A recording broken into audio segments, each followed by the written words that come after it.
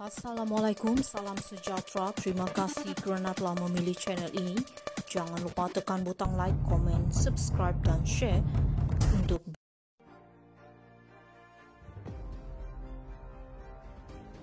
Ambiga bakal jadi PM ke-11. Bagi Ambiga Srinivasan, mantan Presiden Badan Peguam Malaysia, tidak ada kerajaan atau Perdana Menteri yang memuaskan hati beliau. Bermula dari Barisan Nasional hinggalah ke era Pakatan Harapan, Barisan Nasional semuanya salah. Ketika Dr. Mahathir memimpin Barisan Nasional, Ambiga mengecam beliau sebagai diktator yang menyalahgunakan Akta ISA. Beliau menuduh Dr. Mahathir menggunakan Akta ISA untuk menutup mulut seteru politik beliau. Bukan hendak membela Dr. Mahathir, kita bersetuju dengan pendapat yang Dr. Mahathir telah menyalahgunakan Akta ISA. Tetapi sekiranya kerajaan terlalu terbuka dan memberikan kebebasan bersuara tanpa had, maka ianya akan disalahgunakan oleh pihak tertentu. Kebebasan bersuara bukanlah lesen untuk kebebasan menabur fitnah serta mengadu domba. Kemudian di era Datuk Seri Najib, beliau antara individu yang vokal mendesak Najib letak jawatan kerana skandal 1MDB. Bukan saja Najib didesak untuk letak jawatan, malah seluruh kabinet ketika itu didesak supaya letak jawatan. Bukan saja Najib yang bersalah tentang apa yang sedang berlaku di Malaysia, tetapi seluruh kabinet. Semua menteri yang tidak berkata apa-apa, ia adalah satu dosa kerana tidak melakukan perkara yang sepatutnya, kata Ambiga. Kini tiba giliran Anwar Ibrahim memimpin negara dengan kerajaan perpaduan yang didominasi Parti Pakatan Harapan dan Barisan Nasional. Sekali lagi, Ambiga bersuara. Beliau menuduh kerajaan yang ada sekarang adalah kerajaan paling diktator yang pernah ada di Malaysia. Ianya ekoran pembaharuan undang-undang termasuk Akta Mesin Cetak dan penerbitan PPPA 1984. Saya tidak pernah terfikir akan melihat hari apabila kerajaan pimpinan PH yang hidup di atas platform memperjuangkan pemansuhan PPPA. Sebaliknya akan mengekalkannya dan mengenakan undang-undang perlesenan baru. Kerajaan perpaduan kini kami boleh dinobatkan sebagai kerajaan paling diktator yang pernah kita ada, Sabas, kata Ambiga. Bukankah DAP, PKR dan Anwar Ibrahim adalah pemain utama kerajaan sekarang? Dan bukankah dahulu Ambiga sanggup ke jalan raya kerana mempertahankan mereka? Mungkin kalau Ambiga jadi Perdana Menteri, baru aman Malaysia. Jangan lupa lantik Siti Kasim sebagai timbalan Perdana Menteri. Ambiga bakal jadi PM ke-11. Bagi Ambiga Srinivasan, mantan Presiden Badan Peguam Malaysia, tidak ada kerajaan atau Perdana Menteri yang memuaskan hati beliau. Bermula dari Barisan Nasional hinggalah ke era Pakatan Harapan, Barisan Nasional semuanya salah. Ketika Dr. Mahathir memimpin Barisan Nasional, Ambiga mengecam beliau sebagai diktator yang menyalahgunakan Akta ISA. Beliau menuduh Dr. Mahathir menggunakan Akta ISA untuk menutup mulut seteru politik beliau. Bukan hendak membela Dr. Mahathir, kita bersetuju dengan pendapat yang Dr. Mahathir telah menyalahgunakan Akta ISA. Tetapi sekiranya kerajaan terlalu terbuka dan memberikan kebebasan bersuara tanpa had, maka ianya akan disalahgunakan oleh pihak tertentu. Kebebasan bersuara bukanlah lesen untuk kebebasan menabur fitnah serta mengadu domba.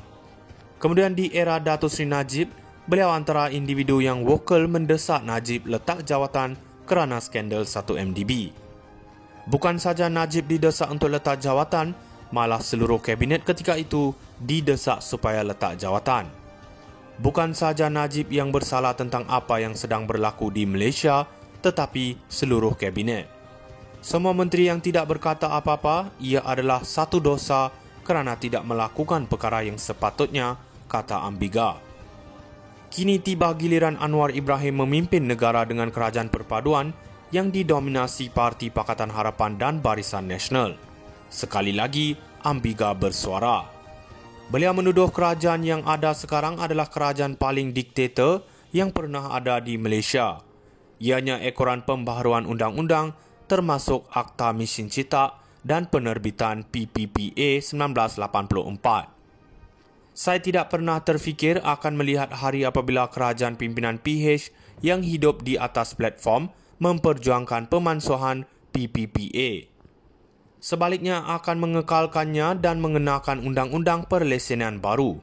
Kerajaan perpaduan kini kami boleh dinobatkan sebagai kerajaan paling diktator yang pernah kita ada, Sabas, kata Ambiga. Bukankah DAP, PKR dan Anwar Ibrahim adalah pemain utama kerajaan sekarang? Dan bukankah dahulu Ambiga sanggup ke jalan raya kerana mempertahankan mereka? Mungkin kalau Ambiga jadi Perdana Menteri, baru aman Malaysia. Jangan lupa lantik Siti Kasim sebagai timbalan Perdana Menteri. Ambiga bakal jadi PM ke-11. Bagi Ambiga Srinivasan, mantan Presiden Badan Peguam Malaysia, tidak ada kerajaan atau Perdana Menteri yang memuaskan hati beliau. Bermula dari Barisan Nasional hinggalah ke era Pakatan Harapan, Barisan Nasional semuanya salah. Ketika Dr. Mahathir memimpin Barisan Nasional, Ambiga mengecam beliau sebagai diktator yang menyalahgunakan Akta ISA. Beliau menuduh Dr. Mahathir menggunakan Akta ISA untuk menutup mulut seteru politik beliau.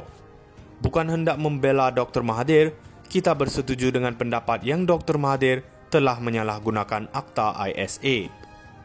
Tetapi sekiranya kerajaan terlalu terbuka dan memberikan kebebasan bersuara tanpa had, maka ianya akan disalahgunakan oleh pihak tertentu.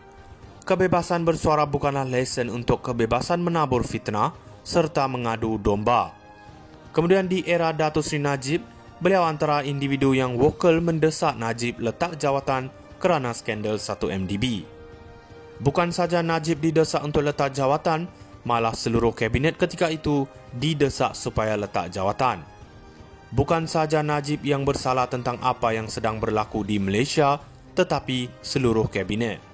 Semua menteri yang tidak berkata apa-apa, ia adalah satu dosa kerana tidak melakukan perkara yang sepatutnya, kata Ambiga.